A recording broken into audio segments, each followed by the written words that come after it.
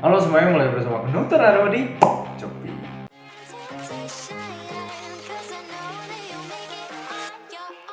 Nah, ini sebenarnya agak bertolak belakang dari teori aku di episode sebelumnya, di mana si Ravonna ini aku bilang jawabannya ada di dia. Ternyata si Ravonna ini sama ngeblanknya juga sama kita. Bedanya adalah walaupun dia tahu yang selama ini dia ajak ngomong itu adalah palsu, tapi dia itu kayaknya tetap berpihak ke TVA ini. Dan walaupun kita tahu dari episode ini bahwa si Ravonna ini juga mau mencari TVA yang asli gitu kan, tapi tujuannya itu beda sama Sylvie dan Loki. Kalau Sylvie dan Loki ini kan mereka mau mencari TVA untuk istilahnya membunuh lah, untuk menghancurkan TVA ini. Sedangkan si Ravonna ini dia mau mencari TVA itu kayak untuk melindungi mereka dari si Sylvie dan Loki ini.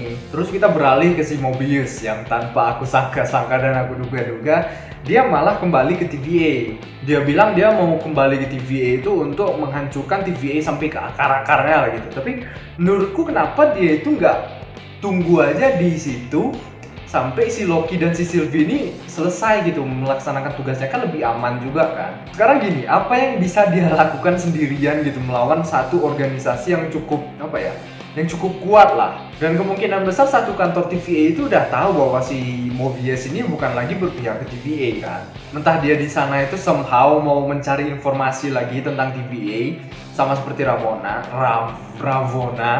atau dia di sana itu mau menculik si Ravonna ini untuk dijadikan semacam semacam tawanan gitulah, sebagai alat gitu untuk melancarkan strategi si Mobius ini. Patut ditunggu lagi nih aksinya si Mobius ini, apa sebenarnya tujuan dia itu balik ke TVA itu. Dan ngomongin Mobius ya, di scene perpisahan dia sama Loki itu sebenarnya aku agak nyesek sih, dimana waktu mereka mau berpisah itu si Loki itu ngomong selamat tinggal teman gitu kan. Itu tuh kayak nyesek gitu loh. Seperti yang udah kita tahu bahwa si Loki ini kan nggak punya temen gitu kan, nggak ada hubungan timbal balik gitulah. Iyalah memang Thor dan teman-teman dan keluarga itu menganggap Loki itu teman dan saudara atau sebagainya, tapi kan kayaknya ditunjukkan itu bahwa si Loki itu nggak punya perasaan yang sama gitu sama mereka, nggak punya feel yang sama gitu. Nah, bedanya dengan sama Mobius ini adalah si Loki ini juga menganggap si Mobius ini teman gitu. Jadi ini kayaknya pertama kali Loki itu menganggap seorang itu teman gitu. Loki itu punya hubungan timbal balik gitu yang cukup erat gitu dengan Mobius ini. Jadi kayak Mobius ini kayak teman pertamanya si Loki lah. Ngomongin Loki, aku mau sedikit membahas tentang varian-variannya si Loki ini.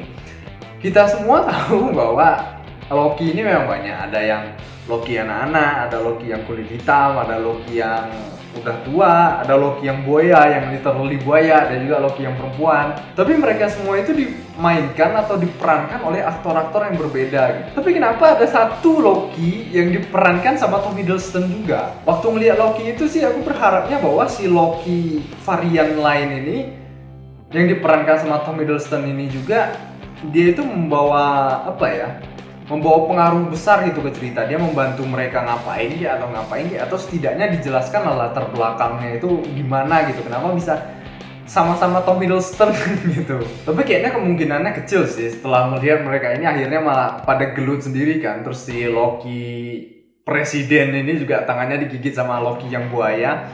Jadi menurutku kenapa harus pakai Tom Hiddleston kalau memang si varian Loki ini tuh nggak berpengaruh apa-apa ke cerita gitu. Untuk jadi Easter egg juga nggak bagus gitu, nggak ada, meaningless lah, nggak ada artinya. Nah akhirnya nih setelah berepisode-episode kita akhirnya didekatkan ke TVA. Yang jadi pertanyaanku adalah buat apa si Loki kecil ini ngasih pedang kecil itu yang segini? Tahu aja ukurannya. Pedang itu pokoknya ke si Loki ini. Padahal kan itu nggak berpengaruh apa-apa ya sejauh ini. Cuman si Loki itu gini-gininya pedangnya berapi itu terus nggak ada berpengaruh apa-apa. Terus juga apakah si Loki ini benar-benar bisa memanipulasi pikiran orang sama kayak si Sylvie? Jawabannya mungkin bisa, tapi nggak sekuat si Sylvie. Karena si Loki ini kan pernah ditunjukkan dia itu pernah memanipulasi pikiran orang kan. Itu di film Avengers yang pertama. Dia itu memanipulasi pikiran dokter siapa itu aku lupa, sama si Hawkeye kan, biar mereka itu bisa nurutin kemauannya si Loki inilah. Oke, kita kembali fokus ke pembahasannya. Apakah benar di dalam Elliot itu ada orang yang selama ini dicari-cari sama si Sylvie dan si Loki. Soalnya kan ini baru episode kelima ya. Episode ke depan itu episode ke-6. Sedangkan biasanya series itu episodenya itu sampai episode 10 atau episode 12. Kayaknya masih terlalu cepat untuk series ini, untuk Sylvie dan si Loki itu untuk menemukan orang yang mereka cari. Apakah di sana nanti mereka bakalan dipertemukan dengan boneka lagi, atau sampai sana mereka memang ketemu dengan orang yang atau sesuatu yang mereka cari, tapi somehow itu mereka gagal gitu rencananya dan mereka ditahan atau gimana lah. Itu mungkin bisa digunakan untuk memperpanjang series ini lagi untuk mencapai 10 atau 12 episode itu.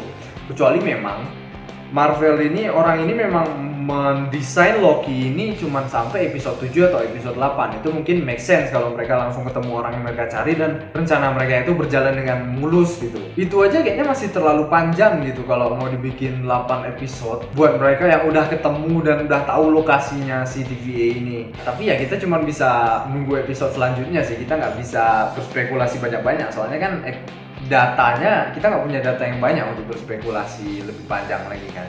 Oke teman-teman, kayaknya sampai sini dulu video kita kali ini. Terima kasih yang buat yang udah nonton. Sampai jumpa di video-video kita selanjutnya. Bye.